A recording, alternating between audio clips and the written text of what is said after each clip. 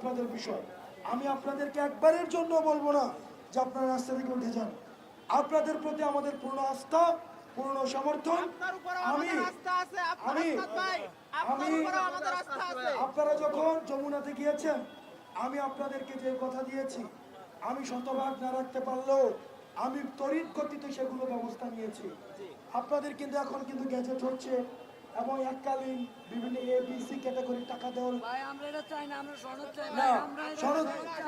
আমি আপনাদের কাছে আংশিক তথ্য রয়েছে, আপনাদের কাছে পূর্ণাঙ্গ তথ্য নাই। আপনাদের পূর্ণাঙ্গ তথ্যের উপরে আপনাদের আস্থা রাখতে হবে। আপনারা আমার প্রতি রাগ করতে পারেন, আমি আপনাদের ভাই, আমার প্রতি আপনাদের অধিকার আছে। আপনারা আমার প্রতি ক্ষোভ দেখাতে পারেন। আমি কোনো মন্ত্রী না, আমি কোনো সরকারি সুবিধাভোগী কেউ না। সুতরাং ভাই হিসাবে আপনার প্রতি আমার অভিযোগ থাকতে পারে, আমার প্রতি আপনার রাগ থাকতে পারে, অনুযোগ থাকতে পারে। আবার দিন শেষে আমরা কিন্তু আবার একসাথে কিন্তু আন্দোলন করি। সেই জায়গা থেকে আমি আমার মতামত জানিয়েছি। গতকাল সরকার যে সিদ্ধান্ত দিয়েছে, এই সিদ্ধান্ত নিয়ে আমাদের পর্যালোচনা দুইটা। 1 নম্বর পর্যালোচনা, আগামীকাল প্রজ্ঞাপন যদি না দেয়, তাহলে আমরা গতকাল যে ধরনের আন্দোলন করেছি, প্রয়োজনে সারা দেশব্যাপী তার চেয়ে বৃহৎ পরিসরে আন্দোলন করার সক্ষমতা রয়েছে। 2 নম্বর, সরকার বলেছেন জুলাই ঘোষণাপত্র দিবেন। সরকার এর আগেও বলেছেন, কিন্তু কথা রাখে নাই। কিন্তু এই প্রথম সরকার যেটা বলেছেন, সরকার একটা সময় দিয়েছেন। সরকার বলেছেন 30 কর্মদিবস। সরকার এটা আপনার ইচ্ছা।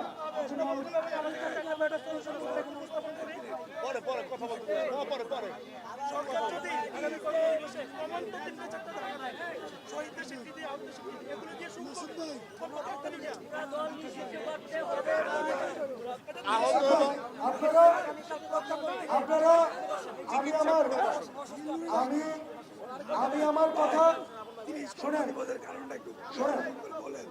30 কর্মদিবসের কারণ, হ্যাঁ 30 এখানে আহতদের অংশীদারিত্ব রয়েছে, শহীদ পরিবারের অংশীদারিত্ব রয়েছে।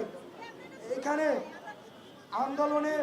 আন্দোলনে যারা অংশ নিয়েছে প্রত্যেকটা মানুষের অংশীদারিত্ব রয়েছে, রাজনৈতিক দলগুলোর অংশীদারিত্ব রয়েছে। সবার মতামতের ভিত্তিতে আমরা চাই না এমন একটা প্রজ্ঞাপন তড়িঘড়ি করে হয়ে যাক যেটা পরবর্তীতে আবার সংশোধন করতে হবে। সেটির জন্য আমরা সরকারের যেহেতু 30 দিন নিচ থেকে বলেছে, সেটির জন্য আমরা সরকারের এই 30 দিনের কথা আমরা মেনে নিয়েছি। এবং আপনারা যদি না মানেন, তাইলে সেখানে আপনারা এখানে অবস্থান করবেন। আপনাদের যদি মনে হয় যে না আপনারা এটা মানেন না, আপনারা এখানে অবস্থান করেন, আমি আপনাদেরকে বলবো না। আমি আন্দোলনের একজন অংশীজন হিসেবে আমি আমার অবস্থানটাকে আপনাদের কাছে স্পষ্ট করে গিয়েছি। আসসালামু আলাইকুম। আমাদের চিকিৎসা পুনর্বাসন ভাই, আমাদের চিকিৎসা পুনর্বাসন এটা আপনাদের করতে হবে। চিকিৎসা পুনর্বাসন, আপনাদের চিকিৎসা এবং পুনর্বাসন এইটা দ্রুত, এটা ধারাবাহিকভাবে হচ্ছে ভাই, এটা ধারাবাহিকভাবে হচ্ছে। আপনাদেরকে জুন থেকে আপনাদের ক্যাটাগরি ওয়াইজ টাকা দেওয়া হচ্ছে। মানুষকে বিদেশে যাওয়ার অনেককে ব্যবস্থা, কিন্তু দুর্ভাগ্যজনক বিষয় আপনাদের মধ্যে এখানে বিভাজন তৈরি হয়েছে। আমি গত কিছুদিন আগে যমুনাতে আমি চক্ষু হসপিটাল এবং নিউরো সায়েন্সে গিয়েছি। আপনাদের মধ্যে কিছু স্বার্থান্বেষী মানুষ নিজেদের কারণে বৃহৎ স্বার্থকে উপেক্ষিত করেছে। সেই জায়গা থেকে দিন শেষে সবগুলোর ঊর্ধ্বে উঠে এই কাজগুলো কিন্তু চলমান রয়েছে। এখন আপনাদের ইচ্ছা, আপনারা যদি এখান থেকে না যান, আমি আপনাদেরকে বলবো না। গতকাল 30 কার্যদিবসের যে বিষয়টা, সেটা আগামীকালকে আমাদেরকে এটা আপনাদের শুনেন, এটা তো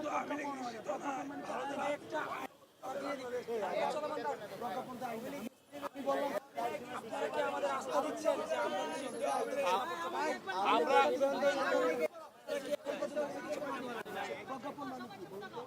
আইন জারি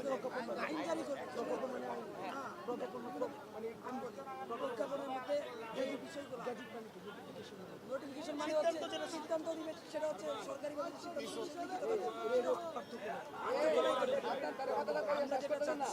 আমরা যেটা চাচ্ছি আপনারা জাস্ট আমাদের নিশ্চিত করেন যে তারা এটা করবে। আমরা করবে। কালকে আমরা 1 লাখ মানুষ, আপনার যদি মনে হয় অনাস্থা থাকে, 1 লাখ মানুষ আমরা কথায় সবাই ফিরে গিয়েছে। যদি কাজ না হয় আবার রাস্তায় আসবো। এখন আপনার যদি মনে হয় যে আপনি কথায় রাখবেন না, তাহলে আপনি থাকেন, আমি না বলি না আপনি উঠে যেতেন। ভাই আমাদের মধ্যে দুষ্কৃতিকারী কেউ থাকলে এদেরকে ছাঁটাই করেন। আর আমাদের ভাই চিকিৎসা এবং পুনর্বাসনটা, আমাদের চিকিৎসা এবং পুনর্বাসনটা আপনি একটু দ্রুত একটু বলে দেন হাসান ভাই। চিকিৎসা এবং পুনর্বাসন এই বিষয়টা একটু ক্লিয়ার করেন। চিকিৎসা এবং পুনর্বাসন ভাই, এইটা আমাদের লাগবে এই মুহূর্তে।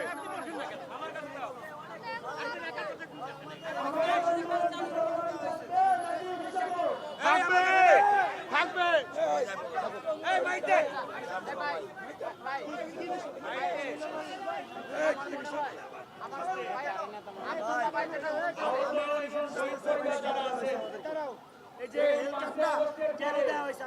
আমরা এসব বিষয় মানি না ভাই, আমাদের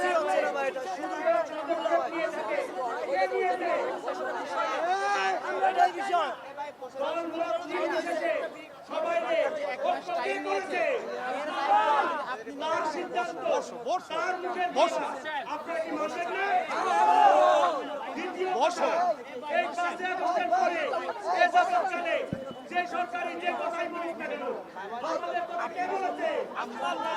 সে রাষ্ট্রকে কে নেমেছে?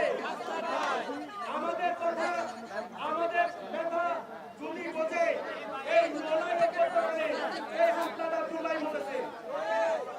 আপনারা বলছেন আব্দুল্লাহ ভাই যে কথাই বলুন না কেন, আমাদের পাশে ছিল, আমাদের পাশে আছে, শহীদ পরিবারের পাশে ছিল, শহীদ পরিবারের পাশে আছে। আপনারা তাদের প্রতি আস্থা হারাবেন না। এই টাকা এটা আপনাদের